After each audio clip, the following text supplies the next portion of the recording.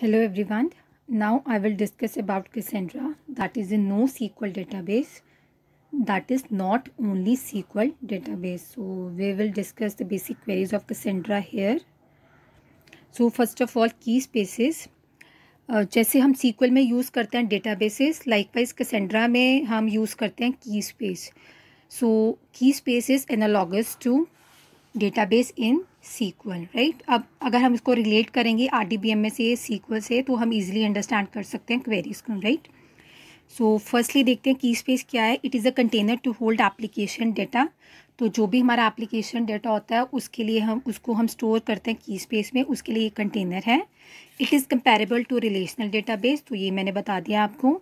It is used to group column families together. तो जैसे हम टेबल यूज़ करते हैं RDBMS में, कैसेंड्रा में हम यूज़ करते हैं कॉलम फैमिलीज़. तो बेसिकली हमारा की स्पेस का काम है मल्टीपल कॉलम फैमिलीज़ को कनेक्ट करना, टुगेदर रखना.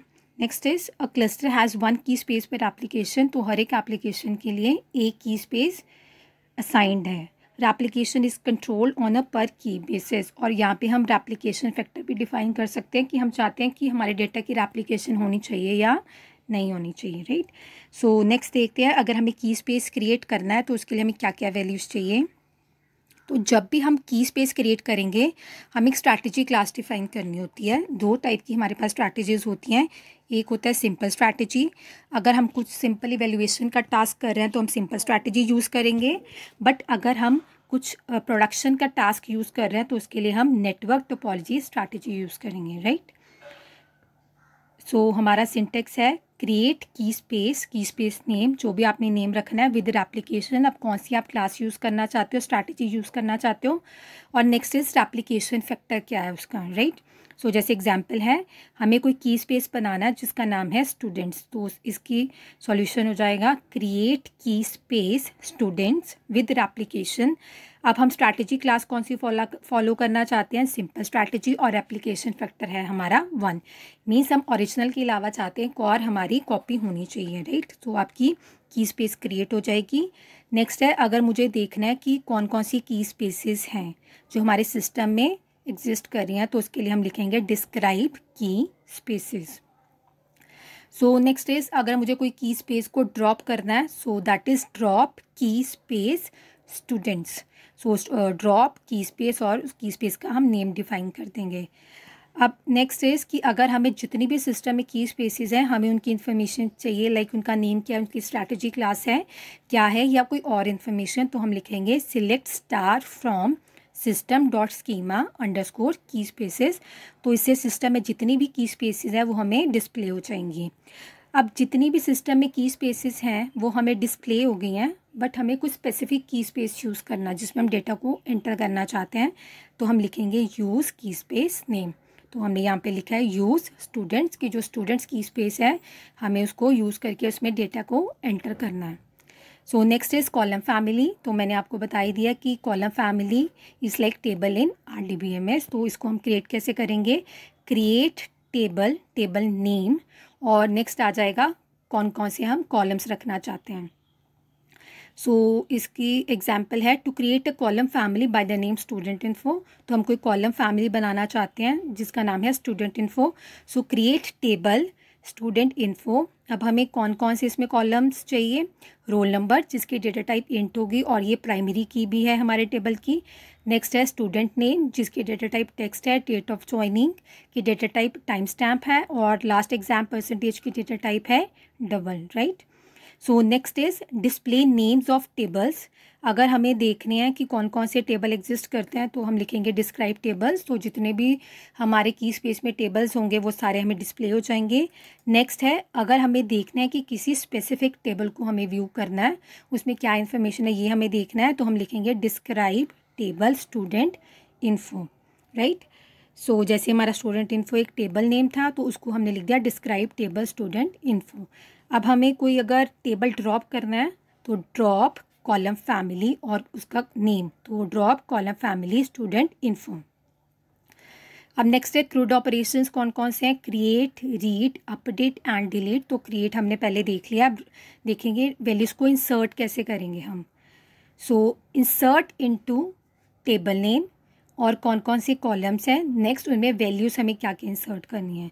सो सबसे पहले मैंने किया बिगिन बैच, हम एक बैच के फॉर्म में मल्टीपल वैल्यूज़ को स्टोर करेंगे। Next is insert into student info. Student info हमारा कॉलम फैमिली नेम है और इसमें कॉलम्स कौन कौन से हैं, roll number, student name, date of joining, last exam, percentage, right. और उनकी वैल्यूज़ क्या है, तो जिस ऑर्डर में हमने कॉलम नेम लिखे हैं उसी ऑर्डर में वैल्यूज़ एंटर करेंगे।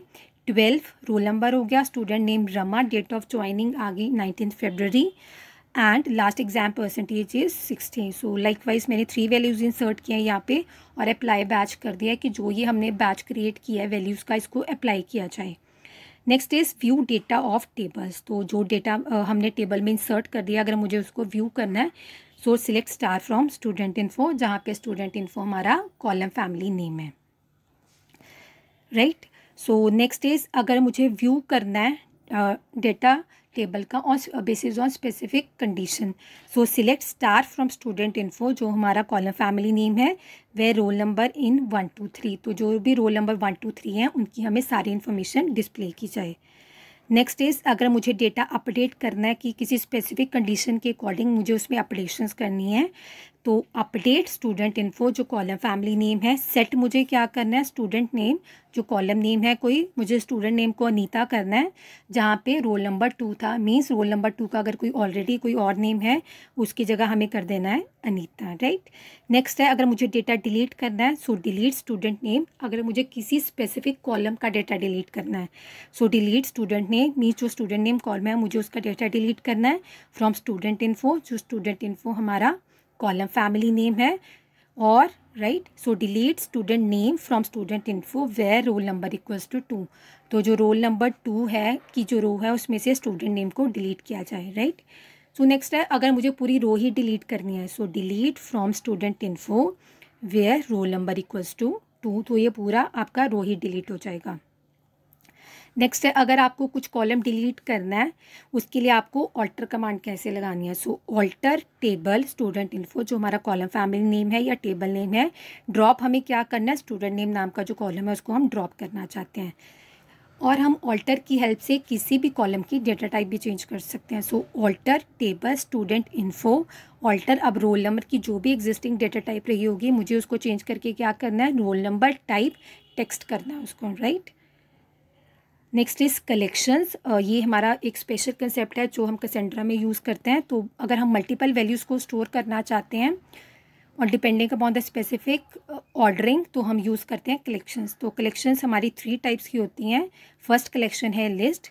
तो लिस्ट कलेक्शन में क्या है, अगर आपके लिए ऑर्डर मैटर करता है कि किस ऑर्डर में आप एलिमेंट्स को रखना चाहते हैं किसी पर्टिकुलर लिस्ट किसी पर्टिकुलर ग्रुप में, राइट, तो उसके लिए हम लिस्ट कलेक्शन यूज़ करते हैं। और लिस्ट के एक और एडवांटेज है, एक ही नेम से हम मल्टीपल एंट्रीज भी कर सकते हैं।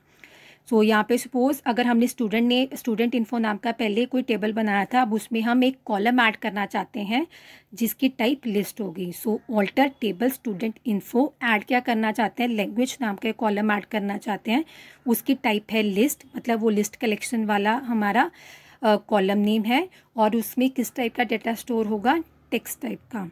Next is to update values in list column, अगर हमें अपडेट करना है so update student info set language equals to language plus, means अगर लैंग्वेज कॉलम में कोई एग्जिस्टिंग वैल्यू होगी उसमें हम क्या ऐड करना चाहते हैं, हिंदी और इंग्लिश को ऐड कर देना चाहते हैं, जहाँ पे हमारी कंडीशन क्या है, जिनका रोल नंबर 1 है, राइट।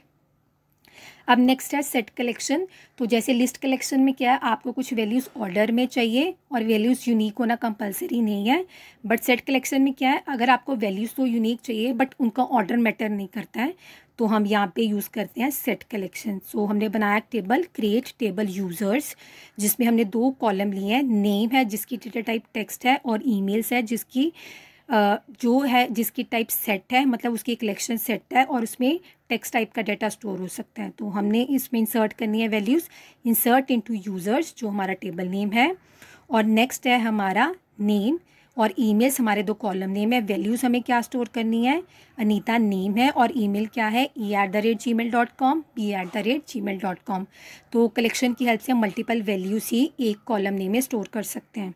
सो नेक्स्ट है अगर मुझे अपडेट करना है इस एग्जिस्टिंग जो भी हमारा टेबल है, so update users set emails equals to अब हम कोई वैल्यू ऐड करना चाहते हैं ना एग्जिस्टिंग कलेक्शन में, तो प्लस की हेल्प, ऑपरेटर की हेल्प से हम करते हैं. So set emails equals to emails plus c@gmail.com where name equals to Riya. तो रिया जो नेम है उसका जो भी कोई रो है उसमें हम एक और ईमेल आईडी ऐड कर देना चाहते हैं c@gmail.com. तो सिमिलरली अगर रिया में पहले मैंने इंसर्ट कर दिया था c@gmail.com, अगर मुझे डिलीट करना है तो हम क्या करेंगे, सब कुछ सेम रहेगा syntax. Update users set emails equals to email minus c@gmail.com और where name equals to Riya. तो यहाँ से c@gmail.com डिलीट हो जाएगा. थर्ड हमारी कलेक्शन है दैट इज़ मैप कलेक्शन, जो हमें मैपिंग प्रोवाइड करती है अगर हम एक पर्टिकुलर वैल्यू को किसी और वैल्यू में मैप करना चाहते हैं. So queries to alter the users table to add a map column to do. तो हम एक न्यू कॉलम ऐड करना चाहते हैं टू डू, जिसकी टाइप होगी map collection. So alter table users add to do, जो हमारा कॉलम का नेम है उसकी टाइप है मैप. और इसमें किस टाइप का डेटा स्टोर हो सकता है, टाइम स्टैम्प और टेक्स्ट. मतलब हम बेसिकली इसमें मैपिंग करना चाहते हैं, टाइम स्टैम्प की मैपिंग करना चाहते हैं टेक्स्ट में, right.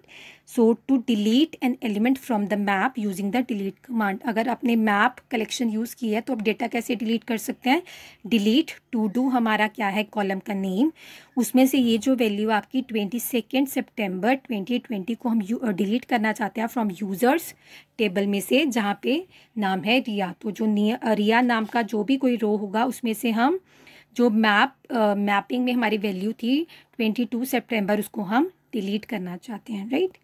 So next is counter. अब यहाँ पे हम कैसेंड्रा में काउंटर्स भी यूज़ कर सकते हैं. तो काउंटर्स हम वहाँ पे यूज़ करना चाहते हैं, यहाँ पे हम वैल्यूज़ को किसी पर्टिकुलर ऑर्डर में इंक्रीमेंट करना है. लाइक अगर हमें 1 by 1 इंक्रीमेंट करना है, 1 के बाद 2 चाहिए, राइट, तो हम उसमें करना चाहते हैं, या 1 के बाद कोई और वैल्यू चाहिए तो हम वो काउंटर लगा देंगे. So counter is use for the values that is change in increments. So इसके लिए हमारी क्वेरी है क्रिएट टेबल. हमने कोई टेबल बनाया लाइब्रेरी बुक और उसमें हमने 2 कॉलम लिए काउंटर वैल्यू. तो काउंटर वैल्यू मीन्स जो हमें बुक की काउंटिंग बताएगा. सो क्योंकि हम चाहते हैं कि जब हम कोई न्यू बुक ऐड करें उसकी वैल्यू इंक्रीमेंट हो जाए, तो हमने यहाँ पे इसके लिए टाइप लिया है काउंटर, और बुक का नाम क्या होगा उसकी डेटा टाइप ली है फैरकैर. सो अब हमें डेटा इसमें लोड कैसे करना है, इंसर्ट कैसे करना है. सो अपडेट लाइब्रेरी बुक जो हमारा टेबल का नाम है, सेट क्या करना है, काउंटर वैल्यू को काउंटर वैल्यू प्लस 1 किया जाए. मीन्स जो भी काउंटर की वैल्यूज इंक्रीज होंगी बाय 1 इंक्रीज होगी. जहाँ पे मैथ्स बुक नाम की कोई हमारी रो है उसमें काउंटर की वैल्यू को प्लस 1 कर दिया जाए, right. Next is TTL time to live. तो ये भी एक स्पेसिफिक फीचर है कैसेंड्रा का. अगर हम चाहते हैं कि कुछ जो हमारे कॉलम की वैल्यूज़ हैं उनका कोई स्पेसिफिक टाइम हो कि वो वैल्यूज़ तब उस टाइम तक रिटेन रहेंगी, उसके बाद वो एक्सपायर हो जाएंगी. तो जैसे हम कहते हैं ना पासवर्ड कुछ टाइम बाद एक्सपायर हो जाएगा, तो लाइकवाइज हम यूज़ कर सकते हैं यहाँ पे. सो डेटा इन ए कॉलम अदर दैन ए काउंटर कॉलम. सो काउंटर कॉलम के अलावा किसी भी कॉलम में हम ये TTL लगा सकते हैं, राइट. द क्लाइंट रिक्वेस्ट में specify A TTL value for the data. The TTL is specified in seconds. तो हम टाइम टू लिव लगा सकते हैं किसी भी कॉलम नेम पे एक्सेप्ट काउंटर जिसकी टाइप हो. और ये जो हमारा TTL होता है ये सेकंड्स में डिफाइंड होता है. तो सबसे पहले हम टेबल बनाएंगे कैसे, using TTL. Create table user login. तो कोई भी मैंने यूज़र लॉगिन का टेबल बनाया जिसमें मैंने 2 कॉलम्स लिए हैं, यूज़र ID और पासवर्ड लिए. अब नेक्स्ट हम डिफाइन करेंगे कि इसमें TTL लगेगा कैसे. ये हमने पहले टेबल बना लिया. Next is insert into user login. तो हमारे कॉलम नेम क्या है, यूज़र ID और पासवर्ड. अब उसमें वैल्यूज़ क्या हमने एंटर की है, यूज़र ID 1 है और पासवर्ड उसका ABC है. यूजिंग TTL 30 मीन्स ये जो वैल्यूज़ हमने एंटर की है इनका टाइम टू एक्सपायरी है, राइट. टाइम टू लिव इनका है सिर्फ 30 मीन्स सिर्फ ये 30 सेकेंड्स तक इनकी वैल्यू रहेगी, उसके बाद ये एक्सपायर हो जाएगी. अब हमें सिलेक्ट करनी हो वैल्यू, सिलेक्ट TTL. तो वो कह रहा है आप पासवर्ड का हमें टाइम टू लिव सिलेक्ट करके दो यूज़र लॉगिन टेबल में से जिसकी यूज़र ID 1 है. तो जो यूज़र ID 1 नाम का कोई भी हमारे पास रो है तो उसका हमें टाइम टू लिव बताया जाए, उसमें जो पासवर्ड कॉलम है उसका टाइम टू लिव कितना है. So that's all for Cassandra basic queries. Thank you.